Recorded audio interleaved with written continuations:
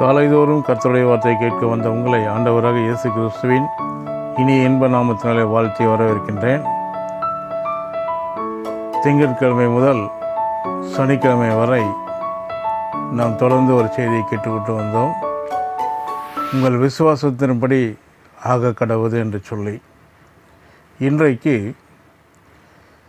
குறைவுள்ள மனுஷனை நிறைவான தேவனோடு இணைக்கின்ற ஒரு வார்த்தை. யோவான் 1ஆம் அதிகாரம் 1வது வசனம். ஆதியிலே வார்த்தை இருந்தது, அந்த வார்த்தை தேவனிடத்தில் இருந்தது, அந்த வார்த்தை தேவனாய் இருந்தது.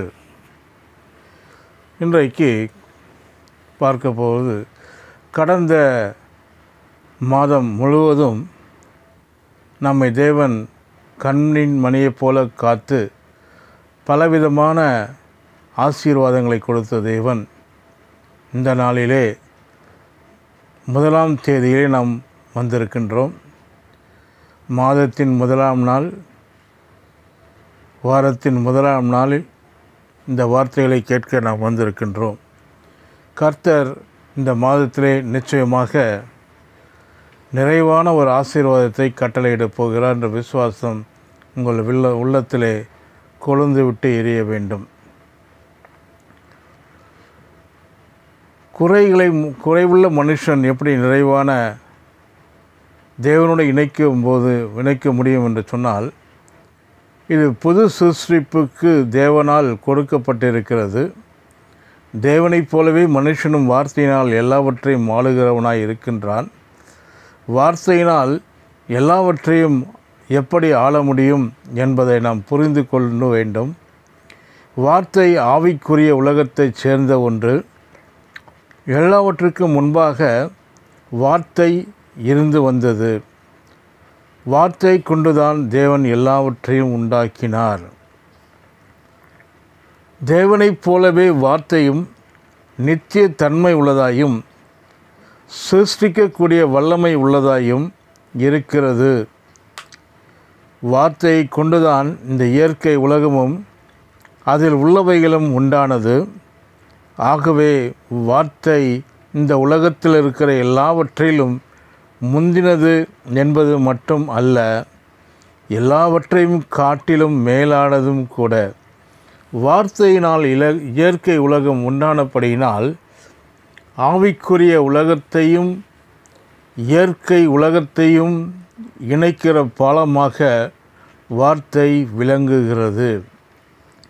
இயற்கை உலகம் உண்டாவதற்கு முன்பு ஆவிக்குரிய உலகம் என்கின்ற கண்களுக்கு புலப்படாத ஒரு உலகம் மட்டுமே இருந்து வந்தது. தேவன் அந்த உலகத்தைச் சேர்ந்தவர். வார்த்தையும் அந்த உலகத்தைச் சேர்ந்த ஒன்று. ஆவிக்குரிய உலகத்தை சேர்ந்த தேவன் வார்த்தையை கொண்டு இந்த இயற்கை உலகத்தை உண்டாக்கினார். இப்பொழுது ஆவிக்குரிய உலகம் என்றும் இயற்கை உலகம் என்றும் 2 மண்டலங்கள் இருக்கின்றது. இயற்கை உலகம் காணப்படுகிற ஒன்று, ஆவிக்குரிய உலகம் காணப்படாத ஒன்று. ஆவிக்குரிய உலகம் என்றென்றைக்கும் உள்ள ஒன்று, இயற்கை உலகம் பின்பு உண்டானது ஒன்று. இதைதான் வேதம் சொல்லுகிறது. எபிரேயர் 11ஆம் அதிகாரம் 3வது வசனம்.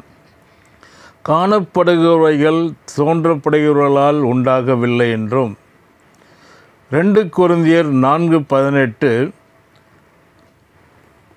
காணப்படுகிறவைகள் அநித்தியமானவைகள், காணப்படாதவைகளோ நித்தியமானவைகள் என்று கூறுகிறது. அவர் தேவைகளை சந்திக்கிறவர், இவன் தேவைகளை உடையவன். அவர் கொடுக்கிறவர், இவன் பெற்று அனுபவிக்கிறவன். அவர் எல்லாவற்றையும் தருகிறவர், இவன் எல்லாவற்றையும் பெற்றுக்கொள்ளுகின்றவன். ஆகவே எல்லாவற்றையும் தருகிற அவருக்கு பெற்றுக்கொள்ளுகிற மனுஷனுக்கும் இடையே உள்ள தொடர்பு வார்த்தைதான். வார்த்தை இல்லை என்றால் தருகிறவரிடமிருந்து பெற்றுக்கொள்ளுகிறவன் எதையும் பெற்றுக்கொள்ள முடியாது. ஆவிக்குரிய உலகத்தோடு மனுஷனை இணைக்க வார்த்தை இல்லாவிட்டால் அவன் தன்னுடைய சப்ளையை இடமிருந்து துண்டிக்கப்படுகிறான். ஆதியிலே வார்த்தை இருந்தது. அப்படியானால் எதுவும் உண்டாவதற்கு முன்பே வார்த்தை இருந்தது. எல்லாம் வார்த்தையை கொண்டுதான் உண்டாக்கப்பட்டது.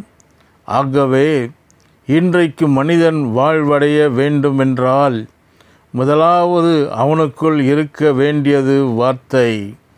வார்த்தையை கொண்டுதான் அவன் தன்னுடைய வாழ்க்கையை சீரமைக்க முடியும். நம்முடைய விசுவாசம் நிறைந்த வார்த்தைகள் இயற்கை உலகத்தை உண்டாக்கின ஆவிக்குரிய உலகத்தோடு நமக்கு தொடர்பை ஏற்படுத்தி நமக்கு தேவையான அனைத்தையும் பெற்றுக்கொள்ள உதவுகிறது. நம்முடைய வாயின் வார்த்தைகள்தான் நம்மை பரலோக சமாதானத்தோடும் சந்தோஷத்தோடும் சுகத்தோடும் ஆரோக்கியத்தோடும் ஐஸ்வர்யத்தோடும் நிறைவோடும் வெற்றியோடும் வாழ இணைக்கின்றது. கர்த்தர் தாமே இந்த வார்த்தைகளை கேட்ட உங்களை இந்த மாதம் முழுவதும் சந்தோஷத்தினாலும் சமாதானத்தினாலும் உங்களை நிரப்புவாராக. ஆமென்.